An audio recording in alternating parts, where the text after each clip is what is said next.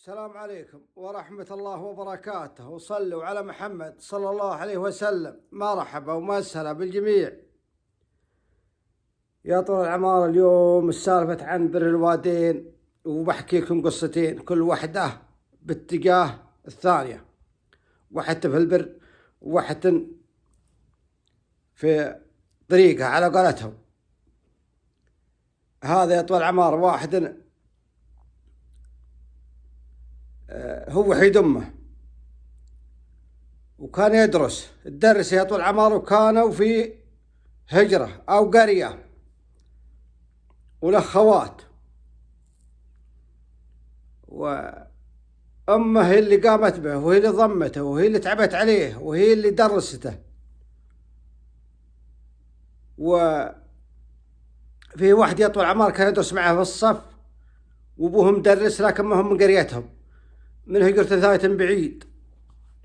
وأبوه جاي طول العمر: أنت مدرس، أنت يا الولد اللي كان يدرس معه.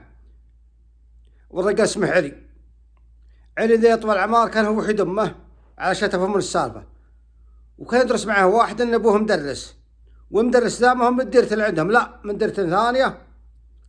وكان لجا وقت الفطور يروح علي صوب أمه ويفطر عندها ويرجع البيت قريب حول المدرسة، ما هو بعيد. وتعرف على ولد مدرس ذا، وقام يروح هو وياه، وخذ سنة اللي عندهم وراح مدرس هو ولده. انقلب كابر علي طول العمر خلص المتوسطة والثانوي، ويوم كان يدرس كانوا الشيبان وأهل الحارة اللي عندهم أكثر ما لا صار شيء قالوا علي إلا شايبين يوقفون معه اثنين، والباقين أي غلطة تصير قالوا علي، حتى لو كان ما هو بياه، ويصدقون عيالهم إلا الشايبين ذا هم اللي يوقفون معه. في يوم من الأيام طول العمار يوم سبر الرجال وقدم على الوظائف، على العسكرية وعلى الوظائف المدنية، قال والله ما في شيء عندنا هنا، ما بلا تروح صب الرياض ولا صب المناطق البعيد.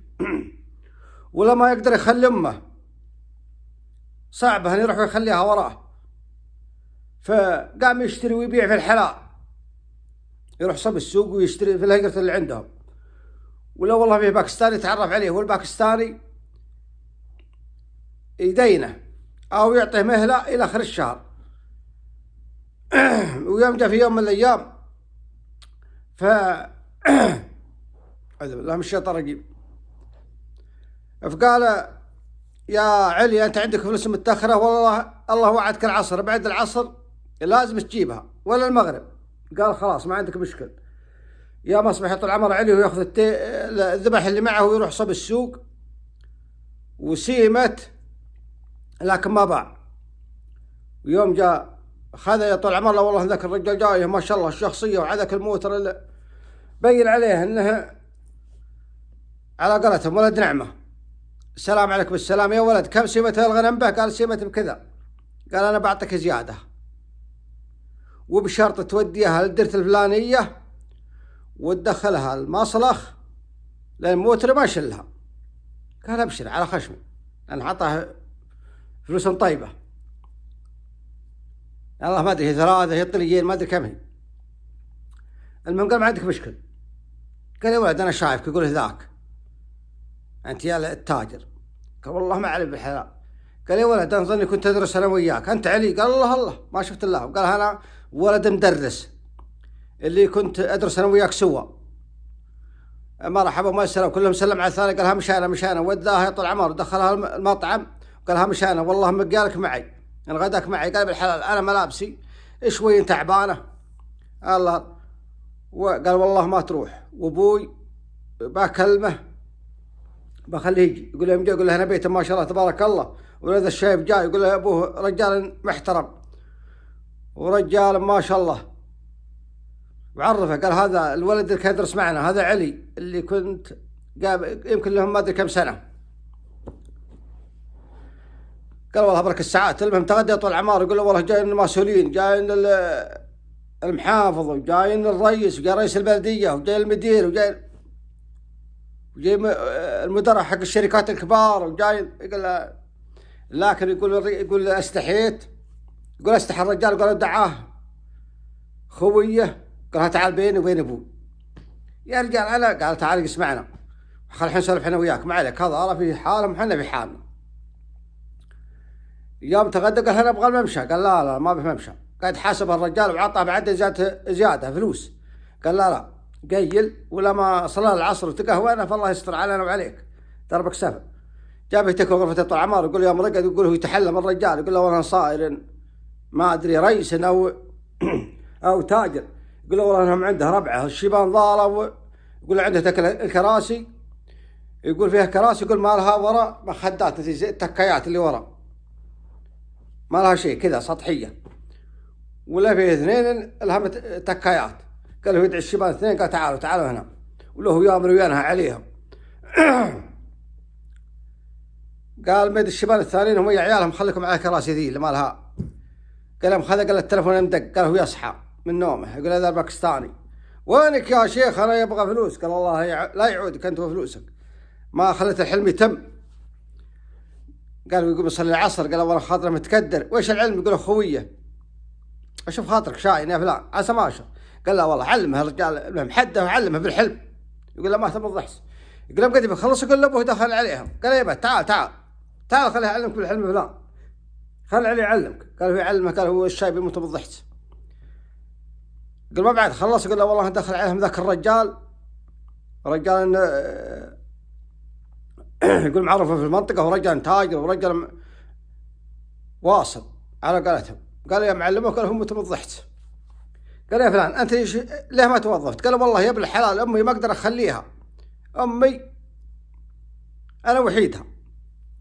قال هو يدق على ظن محافظ او الامير سم، لكن لا محافظ، يا ولد فيها رقم هي عندي وابغى له وظيفه، وش رايك؟ ابغاك توظفه باي وسيله.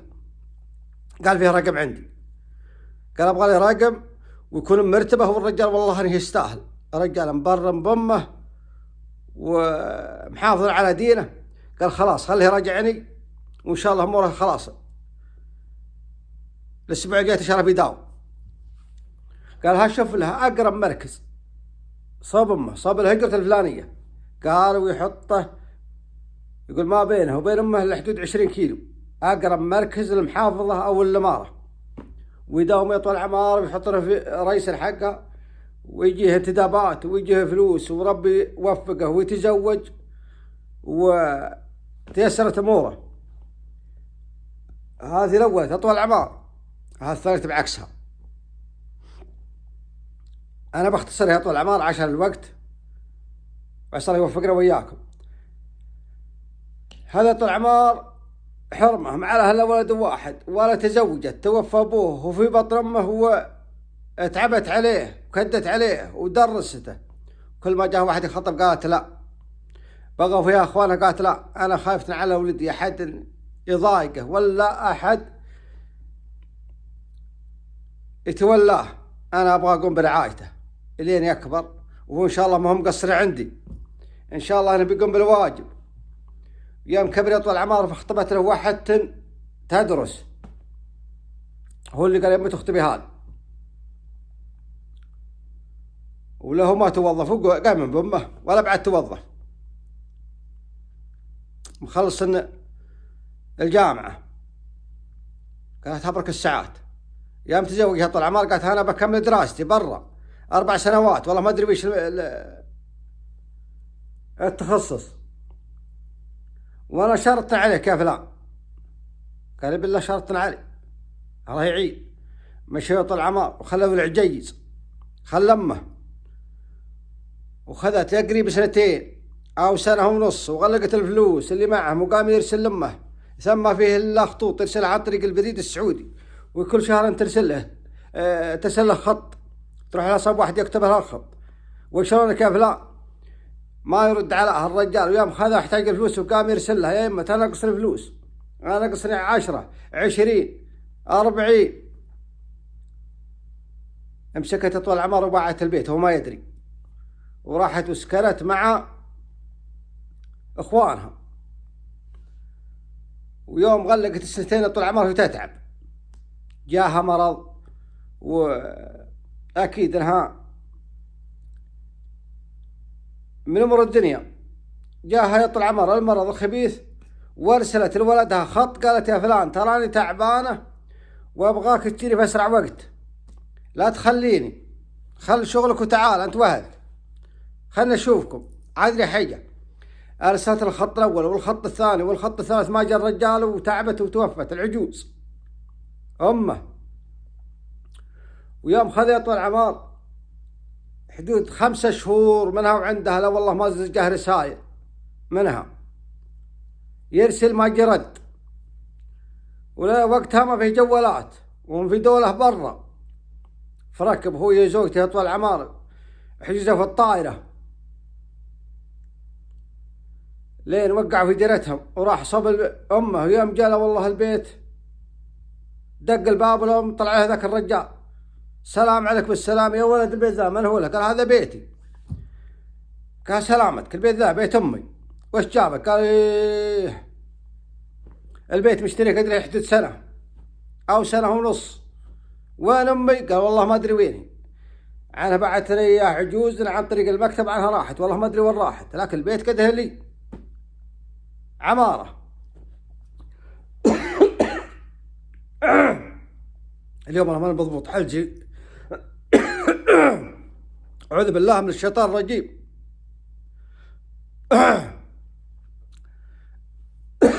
المهم يطول عمار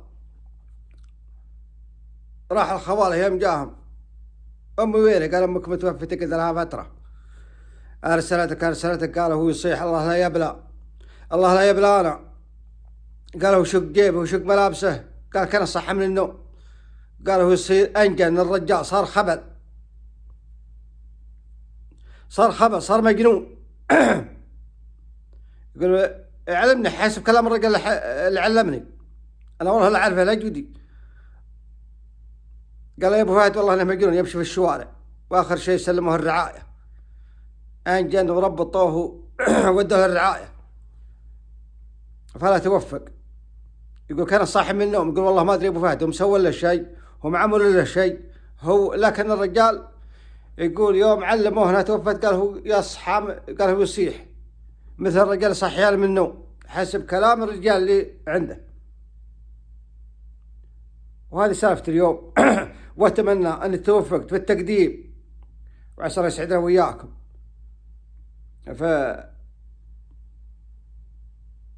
أول شيء أشكركم، أشكر الله سبحانه وتعالى، ثم أشكركم. ولا تنسونا من الاشتراك، حرك الشاشة تبع الشعب يمين، ولا اضغط على الجرس، لا تنسونا، ترى تنفعنا وأنتم خسران شيء. وتحياتي لكم، والسلام عليكم ورحمة الله وبركاته.